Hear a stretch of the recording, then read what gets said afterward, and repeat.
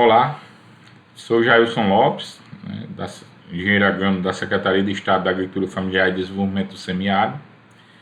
Estamos aqui para dar continuidade ao momento de formação para fortalecimento dos Conselhos Municipais de Desenvolvimento Rural Sustentável.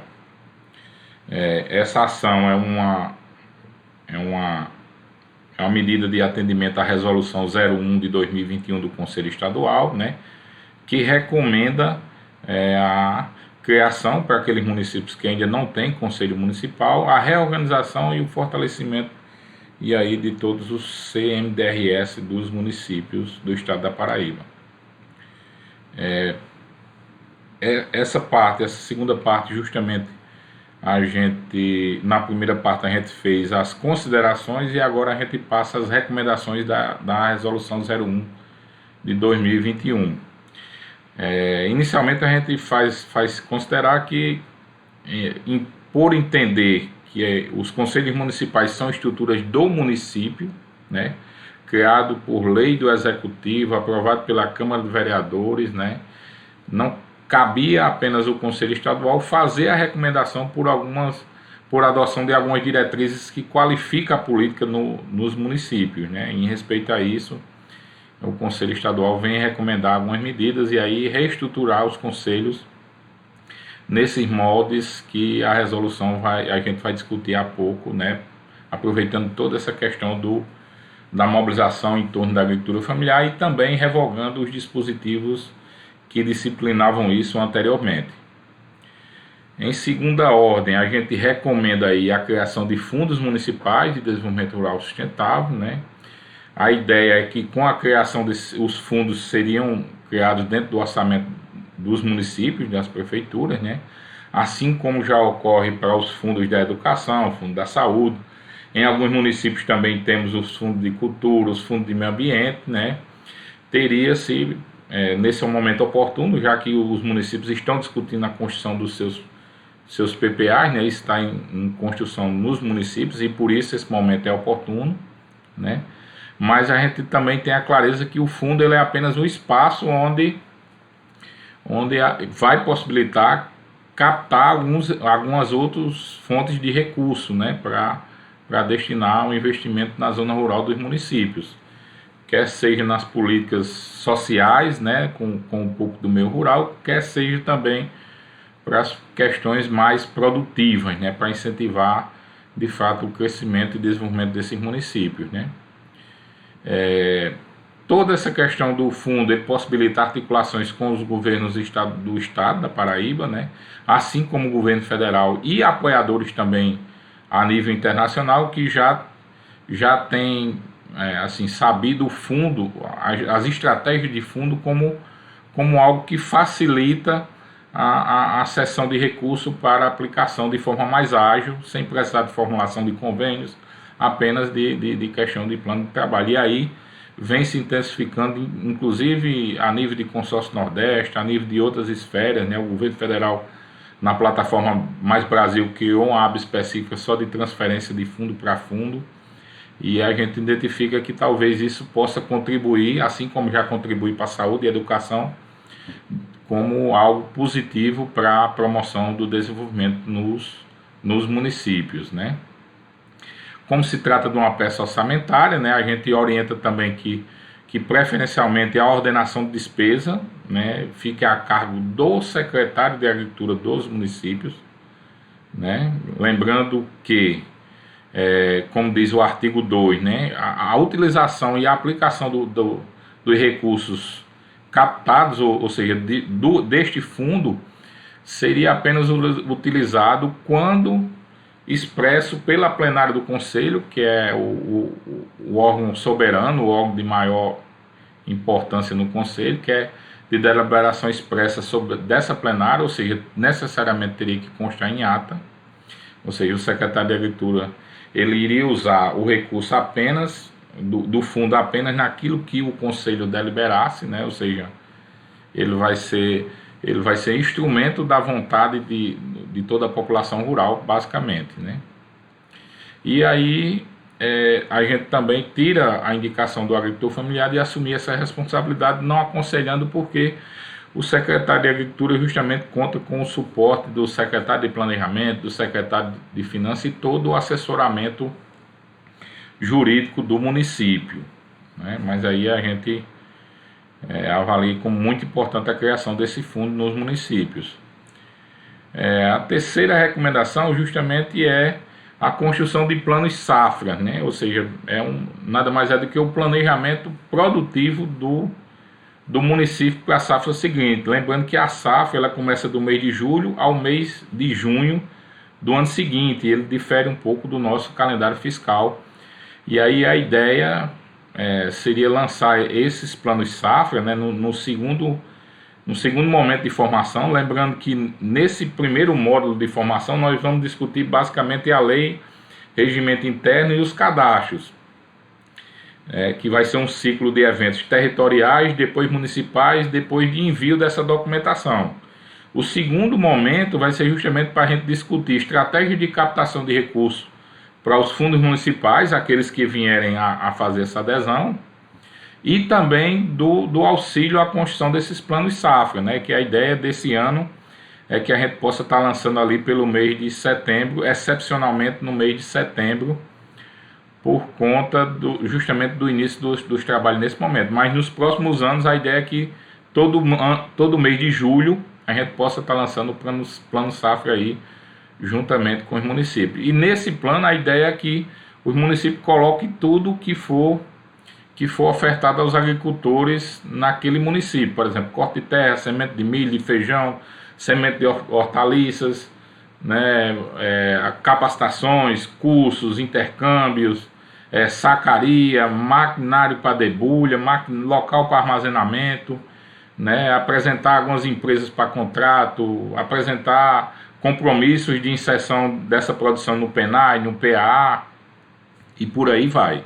A ideia é que cada município a gente construa esse hábito de ano a ano tá mergulhando e avaliando e sempre planejando o plano safra no mês de julho, lembrando que excepcionalmente esse ano para o mês de setembro. Sempre trabalhando nas tecnologias nessa perspectiva de promoção para em bases agroecológicas, né? E também com envolvimento prioritário em atividades produtivas para mulheres e jovens, né? E aí respeitado também essa questão vocacional dos arranjos produtivos, né? É um município que tem vocação produtiva para caprino.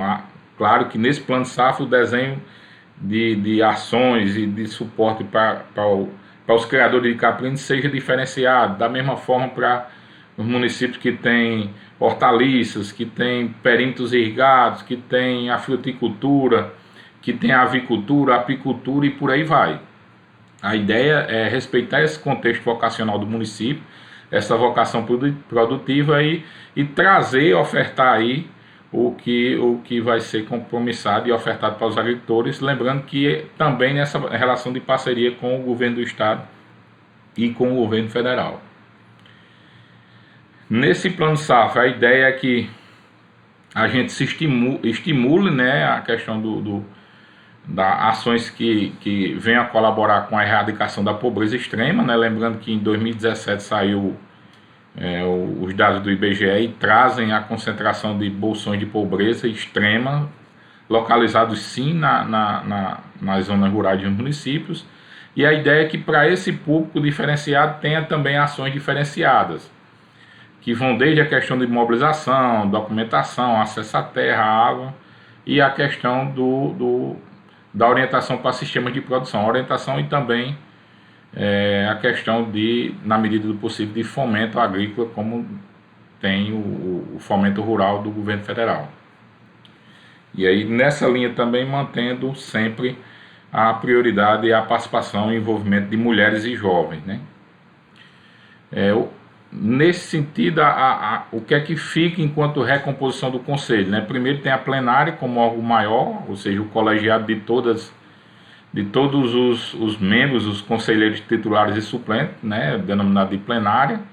E essa plenária seria o órgão maior, onde se decide tudo, inclusive os casos omissos ao que tem nos dispositivos da lei. E aí seria a plenária e um órgão diretivo, né? Nessa direção, seria composta a proposição de 4, né, pessoas, né, 4 conselheiros, eleitos entre os conselheiros, né, uma eleição por cargo ou por função, onde o presidente, a gente orienta, recomenda que se mantenha a dinâmica das últimas resoluções, que preferencialmente esse presidente venha da sociedade civil, que seja um presidente de associação, que seja um agricultor, que viva a agricultura, né? E que o vice-presidente, né, seja o secretário de agricultura, né? Aí eu visto que tem mais tempo e daria o suporte a esse presidente no que exigisse mais de presença. O vice-presidente, naturalmente, porque tem o cargo de secretário de agricultura do município, a orientação seria que preferencialmente fosse ele. E aí mais 2 secretários, né? Primeiro e segundo secretário. E aí, numa composição geral, a gente observa a seguinte composição a seguir, né? A gente traz isso para facilitar a questão da composição. Esse foi um ponto trazido na resolução, que diz que a maioria das instituições deve ser a maioria simples deve se constituir por associações. Ou seja, a gente pegou aqui um exemplo hipotético do município com 10 associações. Ou seja, se a ideia é fazer com que as associações unidas em torno de um propósito, elas consigam formar a maioria simples, então esse conselho no máximo poderia chegar a 19.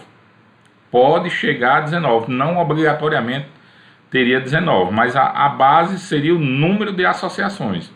Ou seja, quem determinaria seria justamente o número de associações, formando aí a maioria simples. Ou seja, tem 10 associações, então, para formar a maioria simples, esse conselho poderia ter no máximo 19 entidades, né? Ou seja, dessas outras 9 instituições, né, 1/3 seriam de empresas, de entidades públicas, né? Lembrando, poder executivo, legislativo, a EMPAE que se faz presente em todos os municípios, e aí outras entidades públicas que tenham atuação de destaque e que se envolvam com o meio rural desse município, né?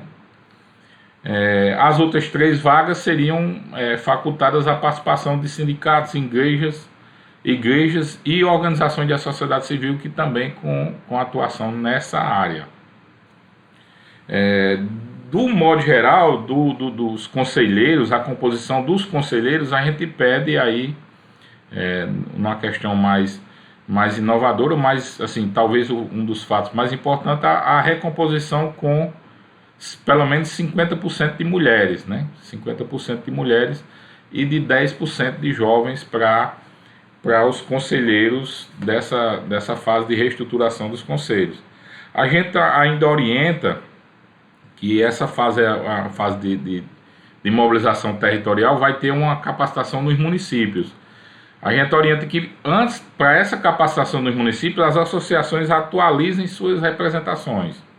É uma forma também de formar novas lideranças e aí, naturalmente, também identificar mulheres e jovens com esse perfil que possa liderar e trazer a pauta deles para dentro dos conselhos e, naturalmente, dentro das políticas públicas municipais.